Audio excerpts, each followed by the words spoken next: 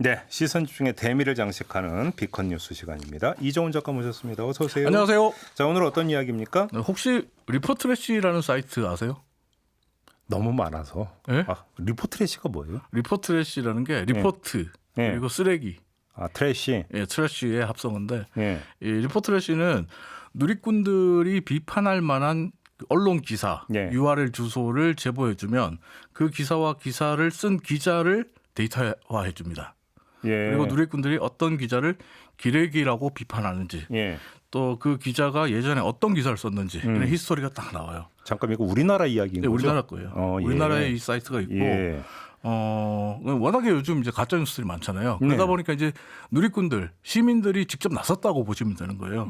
가짜 뉴스 판별하는 사이트를 만들었다. 예. 이렇게 보시면 되는데 이 사이트 같은 경우는 저의 즐겨찾기에도 들어있는 제가 좀 애정하는 사이트, 네. 비컨 뉴스에 큰 도움을 주는 사이트 중에 하나입니다. 네. 근데 이 사이트에서는 또 이런 것도 있습니다.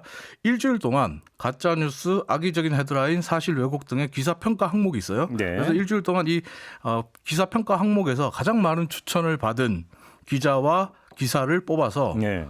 명예의 전당 주간 베스트에 올립니다. 월간 베스트도 있습니다. 예. 네, 이 명예의 전당 주간 베스트에 올라오면 일간 베스트는 없는 거죠? 일간 베스트는 없어요. 네, 네. 일간 베스트는 1배에 가시면 있습니다. 네. 그리고 그러니까 명예의 전당에 올라오면 이 명예의 전당 내용이 이제 인터넷 커뮤니티와 SNS를 통해서 많은 누리꾼들에게 공유가 되고 있거든요. 네. 때문에 어제 이제 인터넷 커뮤니티 사이트에서 또 이 명예의 전당 주간 베스트 기사와 관련한 글들이 제법 눈에 많이 띄었습니다. 그래서 오늘 이와 관련된 얘기를 좀 해볼까 합니다. 그러면 좀 예를 들어서 좀 얘기를 해주세요. 어떤 게 올라가는 겁니까? 지난주 명예의 전당 1위 오른 기사를 예를 들어서 이야기를 하겠습니다. 예. 이게 또 재밌어요. 이 지난주 명예의 전당 1위에 오른 기사가 지난 5월 13일에 뉴스원이 보도했던 네. 거리두기 실종된 미추홀구 선별진료소라는 사진 기사였어요. 예. 근데 이 기사가 리포트 트래시의 이 사실 왜곡 부분에서 122개의 추천을 받았습니다. 네. 그러면서 이제 지난주 리포트 트래시 명예의 전당 1위로 올라섰는데 예. 기사에는 이제 서울 이태원 클럽발 코로나19 확진자가 무더기로 발생한 가운데 인천 미추홀구청에서 마련한 코로나19 선별진료소에서 거리두기가 제대로 잘 지켜지지 않고 있다라는 내용의 글이 있었고 네. 또 사진에는 운동장 스탠드에 다닥다닥 붙어서 앉아 있는 시민들의 모습이 담겨져 있습니다. 지금 유튜브에 사진이 올라와 있는데요. 지금 보시면 아시겠지만 사람들이 상당히 다닥다닥 붙어 있어요. 그래서 선별진료소에 저렇게 붙어 있으면 어떡하냐라는 그러니까 이야기를 제가 지금 그 얘기는 선별진료소에 이렇게 저렇게 붙어 있으면 어떡하냐. 당연히 그러니까 그 얘기는 따라 붙게 되는 거잖아요. 예. 근데 이게 왜 그런데 이게 근데 사실 왜곡 추천을 사진 기사라면서요. 사진 기사예요. 예. 그럼 뭐 사진을 조작했다는 얘기 뭐예요? 저 사진이 악의적으로 찍힌 사진이다라는 거예요. 그래요? 사진을 그럼 어떻게 악의적으로 찍냐? 예. 앵글 조작이다라는 겁니다. 각도를 달리하면 저렇게 네. 다닥다닥 붙어 있는 것처럼 네. 보이게 만든다. 그렇게 만들 수 있다고 주장한 사람이 누구냐면 김정식 인천 미추홀구 구청장이에요. 예. 이 뉴스원의 기사가 올라오고 5시간 정도가 지났을 때 예. 뉴스원 기사가 13일 오후 1시쯤 올라왔는데 네. 그 김정식 구청장이 오후 6시 22분쯤에 자신의 페이스북에 사진 3장과 함께 반박글을 올립니다. 근데 이 사진 3장이 13일 오전 9시 25분 27초 그리고 9시 25분 42초, 9시 33분 27초에 촬영된 사진 3장이 올라와요. 네. 근데 이 3장의 사진이 좀 다릅니다.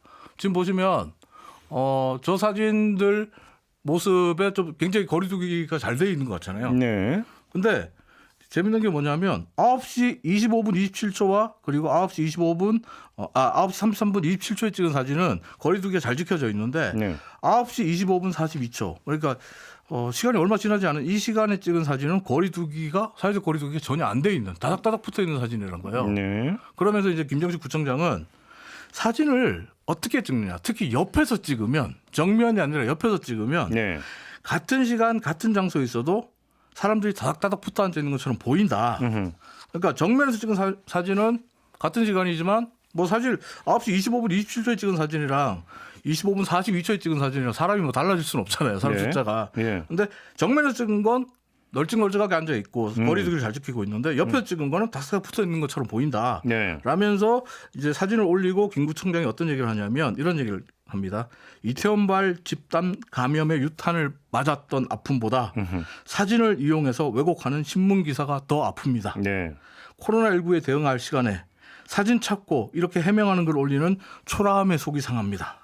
아무튼 그러면 이제 정면으로 반박을 한 거잖아요. 네. 진실이 뭔데요, 도대체? 진실은 뉴스원 사진은 아무런 조작도 없는 가짜 뉴스가 아니었습니다. 그래요? 예. 오. 사실 저게 사진을 봐도 그렇지만 저도 인터넷과 SNS에 올라온 글 보고 야, 조금 이상하긴 하다. 앵글 각도를 아무리 잘 잡아도 네. 사람 숫자라는 게 있는데 네. 좀 애매하다라고 했는데 다른 사진 찾아봤어요. 네. 뉴스원이 아까 그 봤던 사진이 13일 오전 11시에 찍은 사진이거든요. 근데 이 비슷한 시각에 KBS와 중부일보가 찍은 사진이 있어요. 네. 다닥다닥 다 붙어 있어요. 이 사진들은 정면에서 찍은 겁니다. 음. 다닥다닥 다 붙어 있어요. 그러니까 이 뉴스원 사진은 각도에 따라 달라진 게 아니라 사진을 찍은 시간에 따라 달라진 거예요. 아까 말한 대로 김 구청장이 올린 사진은 9시 때.